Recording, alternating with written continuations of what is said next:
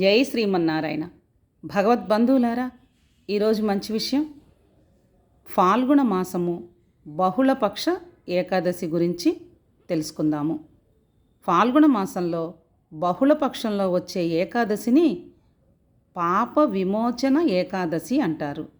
ఈ పాప విమోచన ఏకాదశిని ఆచరించటం వల్ల సంవత్సరం మొత్తంలో మనం చేసిన పాపాలన్నీ తొలగిపోతాయి.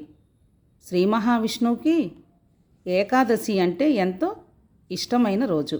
ఏకాదశి వ్రతాన్ని చేసేవారన్నా కానీ స్వామికి ఎంతో ఇష్టము. ఈ ఏకాదశి రోజు తులసీ దళాలతో స్వామిని అర్చిస్తే విశేష ఫలితము మనకి కలుగజేస్తారు స్వామి. ఏకాదశి రోజు ఎవరైతే భక్తితో, శ్రద్ధతో, దీక్షతో ఈ ఏకాదశి వ్రతాన్ని ఆచరిస్తారో వారికి స్వామి వైకుంఠ ప్రాప్తి కలుగజేస్తారు.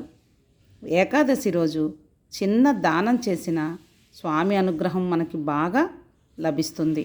ఏకాదశి రోజు విష్ణు సహస్రనామం కానీ, విష్ణు స్తోత్రాలు కానీ పారాయణ చేస్తే స్వామి దయ మనకి అనుకూలంగా ఉంటుంది.